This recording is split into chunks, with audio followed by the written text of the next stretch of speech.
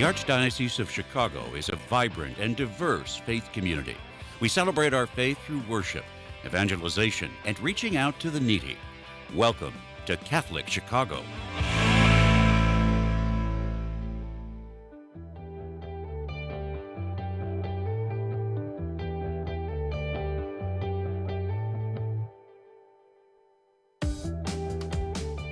Good morning and welcome to the Voice of Charity. I'm Katie Breedeman and we thank you so much for spending time with us this Tuesday morning on WNDZ 750 AM here in Chicago and through our live stream on YouTube and Facebook at Catholic Chicago. We are 3 weeks into the Easter season now, and it does not officially conclude until Sunday, May 19th at Pentecost. As we look back on Lent 2024, we are so inspired by the generosity of Catholic Charity's friends and benefactors. Many of them have made monetary donations as part of their Lenten observance, and others participated in fantastic service projects in support of Catholic Charity's guests. We are delighted to recap a number of these special events here today on the Voice of Charity. The events we will be talking about all occurred in Catholic Charity's South and Southwest Cook County region, which is comprised of all South and Southwest suburban Cook County communities, including all of the communities south of Summit up to the Indiana border. And these 6 events occurred in a 7-week period in conjunction with several parishes and ministries within the Archdiocese of Chicago. Here to discuss this fabulous Lenten service initiative are Monsignor Dennis Lyle, who is pastor of St. Mary Magdalene Parish in Blue Island, Mary Ellen Brabeck, who is Catholic Charities South Regional Mission Board Chairperson, Mark McComb, who is here with me in the studio, and Mark is Executive Director of the Colby Jail Ministry, and also Christopher Torres, also on Zoom, who is Catholic Charities Regional Mission Director for the South and Southwest Cook County region. Welcome, Monsignor Lyle, Mary Ellen, Mark, and Chris. Good to be here. Thank you for having us. Thank you so much for being here. Thank you so much. Thanks so much for being all here together and sharing these wonderful events. Chris, can we start off with you? Can you please tell us about the goals of this 7-week Lenten service initiative? Well, thank you. To start, it all starts usually from a conversation. What is the need of the local community in this, either in the suburbs or in the city or a parish? And it's usually over coffee. And that was a question we asked probably about 6 months ago. What do we need to do? What could we do? How do we get parishes and community involvement? And also, how do we help people in the community? And we came up with this Faithful Neighbors process for Lent. How do we do 6 events or 7 events in 6 weeks of Lent? And this is really a collaboration of all the different organizations that allowed us to do these things over the last couple of weeks. And it was really fun. It was really exciting, and it was funny sometimes, but it was good. It was very good. Well, it was such a great combination of teamwork within parishes and community partners, some outdoors, some indoors. Let's start with that first event, Chris, which was held on March 4th at Catholic Charities WIC Food Center, the Women, Infant, and Children Food Center on Kedzie. Can you please tell us about that and how many people were served that day? It's funny. We got there in the morning, and we weren't sure if it was going to rain or snow. And, there was a line out the door while we were setting up. We had 287 people come through the line that morning. That includes 82 families. And they basically cleaned us out of everything that we brought. And it included everything from blankets, baby blankets from Project Linus, diapers, toiletries, food items, comfort bags of different items that we had through donations and what we purchased from our own stocks. And it was a very fast and very intense morning, but we got everybody through in the 3.5 hours we were there. It was really, really, really good. So impressive. Our live stream is going to be showing throughout the program today photos from these 6 events, and each one, it just has everybody working so hard and being so kind and gracious to all the guests who are coming in need of these basic items. Mary Ellen, can I turn to you? The second event was held March 18th at Jesus Shepherd of Souls Parish in Calumet City. And this parish combines the faith communities of Our Lady of Knock, St. Andrew the Apostle, and St. Victor parishes. How did this event go? It was really a great event to participate in with other groups. We had, in addition to the parish partnership, we also had Calumet City Resources, which is a partner, and they run a food pantry out of the parish. And that morning, we served 126 individuals and 30 families, and they received a variety of basic needs. So they got their food from the pantry. Then we had toiletries, we had coats, we had diapers, we had stuffed animals and baby blankets. And we had volunteers from both South and Southwest. We had Patrice and Mike Mackin, Mike Kapp, myself, Bert Rivera, and Deacon Phil Robluski. One of the things that's neat about this program and a lot of these programs, Chris mentioned Project Linus. It's, people making blankets. And sometimes there's people sitting at home that don't know what else to do. They want to be able to help in some way, and they don't know what way they can offer, what services, what gifts they have that they can share. And so, making the blankets is one thing that people can do. We had a group of people who felt very frustrated with the immigrants who didn't have coats when they were coming off the buses. And so several people started a collection of money, reached out to Chris and said, hey, if we collect this money, can you get coats and get them out? So we were able to reach out actually across the city with the donations that they received for that. So, it's really good to give people the opportunity who are frustrated at home, not knowing what they can do, by reaching out and helping Catholic Charities in their own way with their own gifts, be it financial or talents. And Chris is such a wonderful regional director in that regard, Mary Ellen. He connects like-minded people to help guests in the most effective ways. Monsignor Lyle, it is such an honor to have you with us today. You're pastor of St. Mary Magdalene Parish, which has combined the active communities of the former St. Benedict Parish in Blue Island, St. Peter Claver Mission in Robbins, and St. Walter Parish in Chicago, continuing the faith tradition of these parishes that goes back to the 1860s. It's so inspiring. Can you tell us about the third event in this Lenten Service Project series, which was held at your parish on March 22nd? This was an outdoor event, right? Yes, it was. And we also piggybacked on our weekly food pantry. So we have a food pantry every Friday morning. And so in discussion with Chris and Catholic Charities, we thought it would be most effective to work with that since we already have people coming. And although it was a cold and snowy day, actually, it worked out very well. And I know we went through, I'm not quite sure how many things we gave away, but I definitely know there was a line there from 9 o'clock in the morning until 11. Chris is indicating that we gave away or served 177 people in the community. And the people in the community would be both residents and perhaps new migrants who have been arriving in the last couple of months. We've definitely seen an increase in people coming from Colombia and Venezuela. And like you said, Katie, people are arriving here without any real sense of what the extreme temperatures can be. And so just being able to provide them with the necessities is very rewarding. And also, I think, important to get our parishioners. We had our Círculo de Oración. So we had our Spanish prayer group team up with Catholic Charities this time. And they had plenty of volunteers, and it worked out very well. And look at all the smiles on the guests who are receiving these coats and basic needs. You're clearly providing a critical need in these communities, Monsignor. Can I ask, were there any surprises or best practices that you and your team, were able to discover after your event was over? No, for me, it's important, I think, to listen to the suggestions of the volunteers after the event. They're the ones that are dealing, individually with the people, and whatever suggestions they make, I think, often improves and helps the process.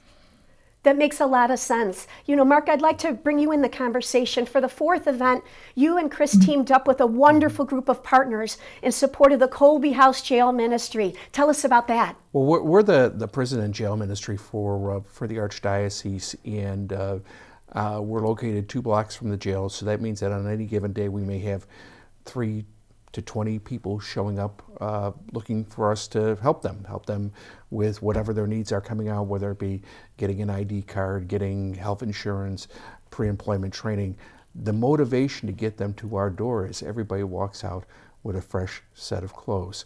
And that's where Chris came in, where I got a cold call from him one day saying, "Hey, come on, let's sit down and talk and figure out how Catholic Charities can help you." And the next thing I know is I'm sitting down with him. We're having lunch. A couple of weeks later, he tells me, "I've got Marian Catholic High School and St. John Newman Grade School ready to help you with clothes. They're going to box up sets of clothes that are going to take care of 50 men, sets of toiletries that are going to take care of 50 men. And then on top of that, the first communion class from St. John Newman is going to put in little notes and a piece of knitting that's going to tell these guys when they get out of prison, they come down to your door, if you ever forget that someone loves you, just rub this and it'll remind you." And it's just, it was so incredibly moving to sit down with these groups of students, especially at Marian Catholic, and see them so engaged. And I was telling you beforehand, it just left me telling our staff back at Colby House about how wonderful I feel about the future of our church and the hands that it's in.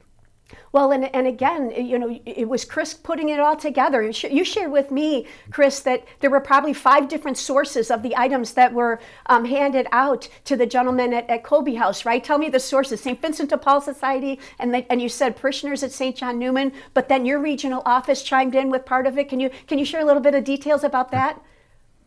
So, we get a lot of pieces of one thing, and I think the challenge always is how do you get it done? And one that love to organize it, get it out the door, and get things done. And I have to add kudos to Anel Navarro, who's my partner in crime over here.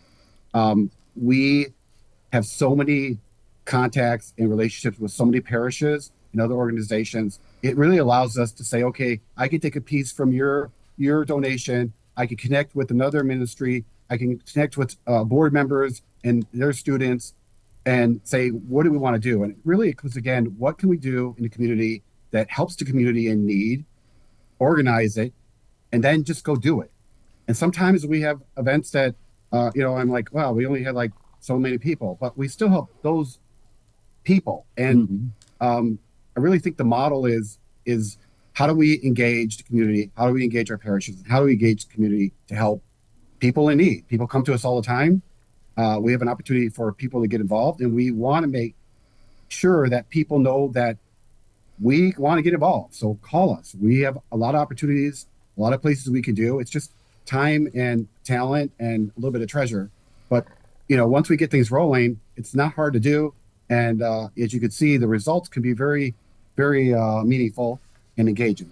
Well, and it's also very clear from all of your descriptions, plus the photos that we're watching, that it's not only partnering with our neighborhood, community organizations, but also it's working within the Catholic Charities network of resources. It's tapping into that very vast network of folks who know how to get things done. And so again, Chris, I give you so much credit for being the coordinator behind these very effective events. Mark, can I ask you, how did the event that you coordinated with Chris, how did that fit into the other services provided in your reentry program?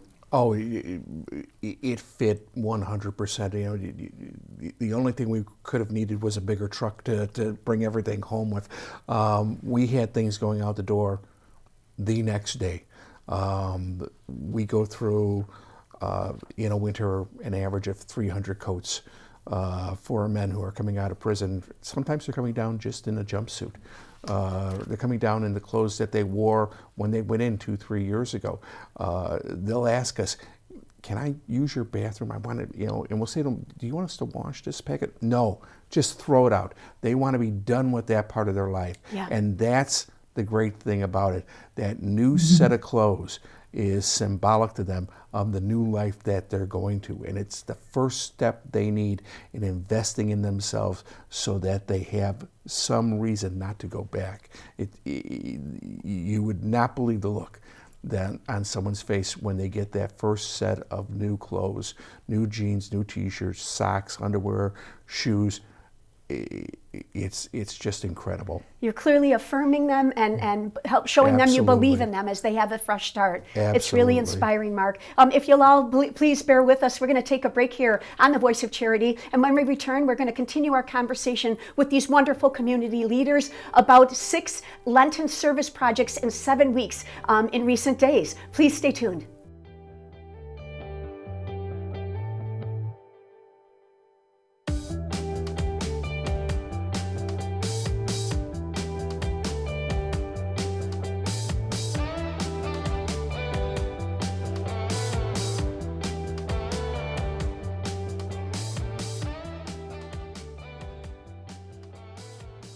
Community is core to Catholic Charity's founding mission. For more than 100 years, we have met people and families where they are, serving anyone in need, regardless of their faith, gender, race, or ethnicity. As our world absorbs the economic, political, and social aftershocks of the pandemic, 50% or more of the 6 million people living in Cook and Lake counties have little or no savings. They are a paycheck away from zero. We are deeply grateful to everyone in the Catholic Charities community who partners with us to alleviate the suffering of the people we serve and offer them a better path forward. We are witnessing a message of mercy and hope to a world very much in need. Learn more at CatholicCharities.net.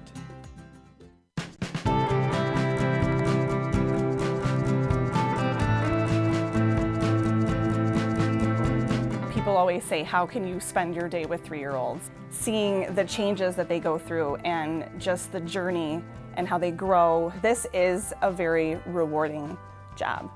Even though at the end of the day, we're not the highest paid people on earth. And when I have a parent contact me and say, my child loves school, that to me, I'm setting that foundation for their love of learning. Because really, you are changing lives, you are molding lives.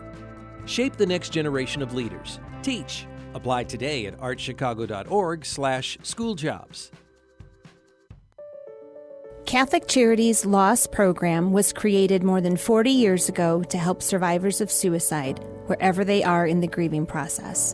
This nationally recognized program continues to offer a safe, non-judgmental environment where survivors of suicide can find community, direction, and resources for healing after suffering the devastating loss of a loved one.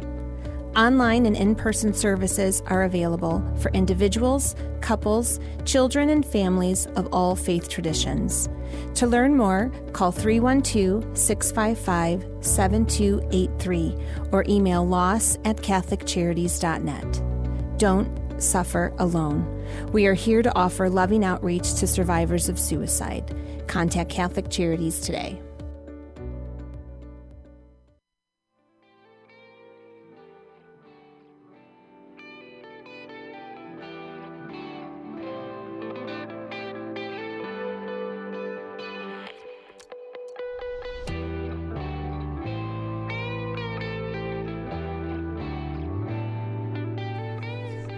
Welcome back to The Voice of Charity. I'm Katie Breedeman, and it is my great pleasure today to be here with Monsignor Dennis Lyle, Mary Ellen Brayback, Mark McComb, and Chris Torres. And we're talking about a wonderful series of Lenten service projects in the South and Southwest region of Cook County for Catholic Charities that took place in recent days. And these Lenten service projects made a difference, serving hundreds of guests with basic needs that affirm them and help them on their way to new chapters in their life. You know, Chris, before the break, we were talking about item or service project, I should say, number 4, but the number 5th service initiative was done with you in tandem with St. John Newman Parish in Homewood. And I should mention that St. John is the combined faith community of St. Joseph, St. Anne, and St. Emmerich parishes. Can you please tell us about that service initiative?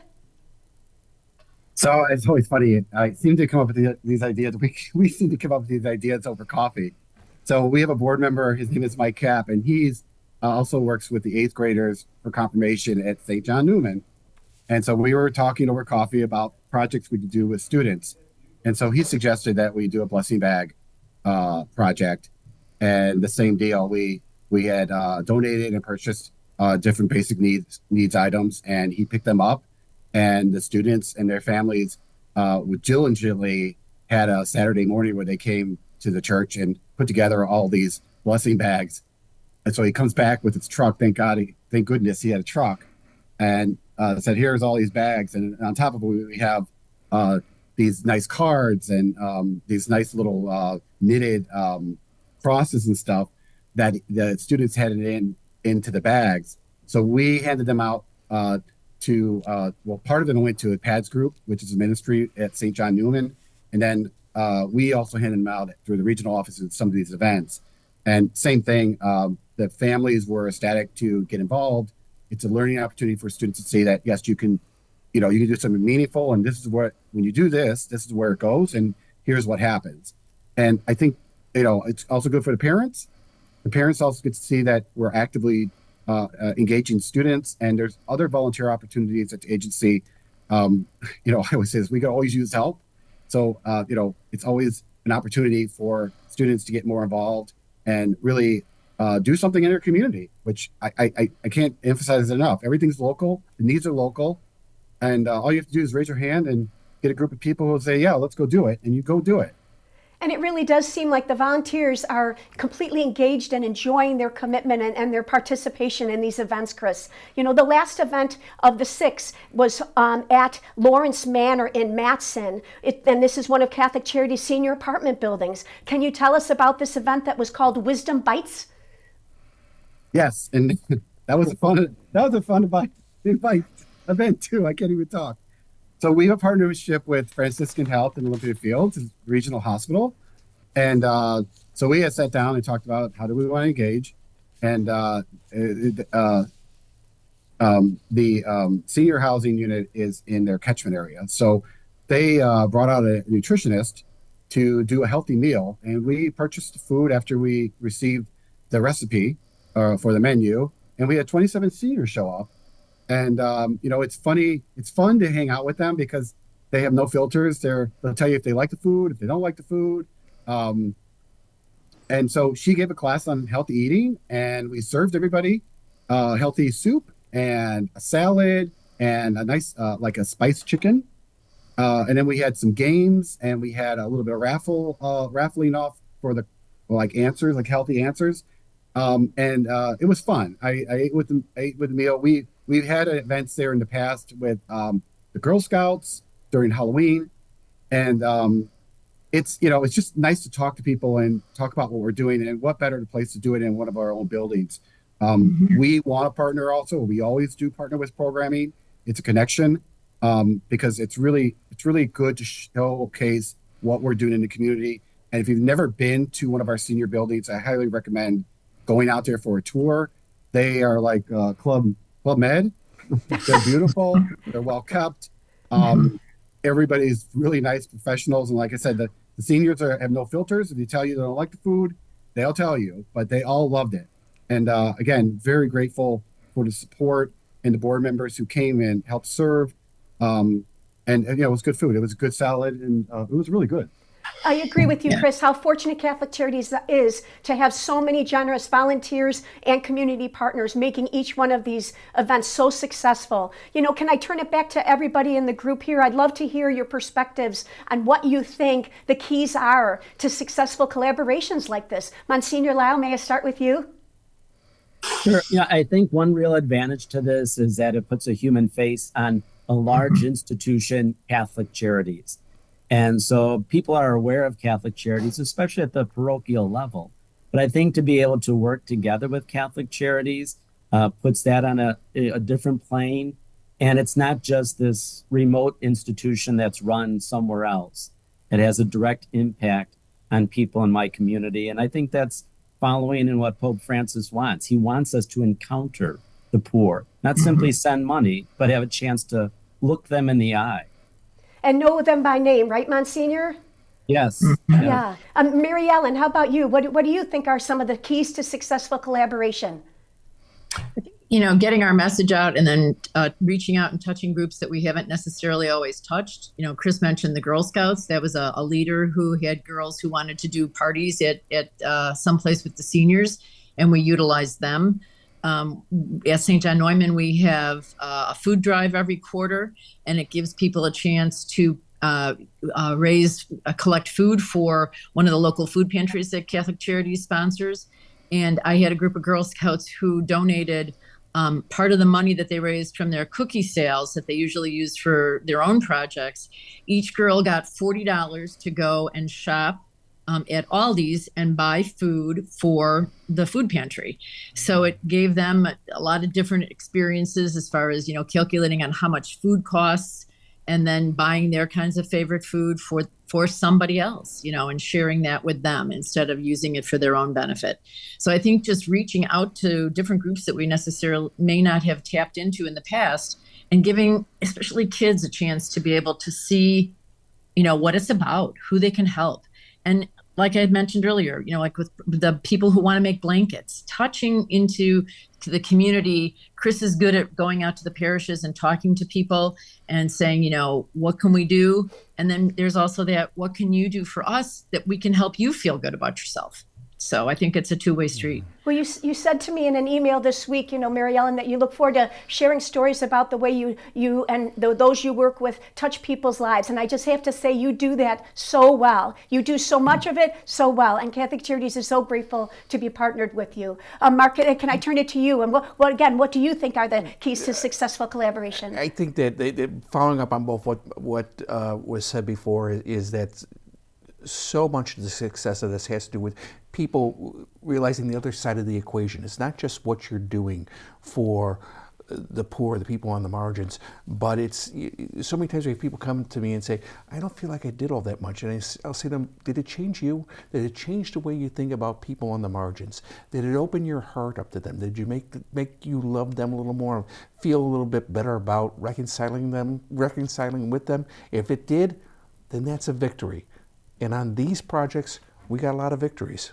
What a powerful way to look at it, Mark. Really, it's really been an honor to be with all of you. We'd like to thank you all for being on the Voice of Charity show today. Catholic Charities is so fortunate to have you participate with us and provide relief and support to our neighbors in need. I have to say personally, what shining examples of Christian charity each one of you are, individually and together. Please keep us posted as you continue the vital work you're doing in South and Southwest Cook County region and in all other ways with Catholic Charities. I just like to mention, if anyone would like to learn more about volunteering in this region, please call the South Cook Regional Office at 708-333-8379, and the Southwest Regional Office is 708-430-0428.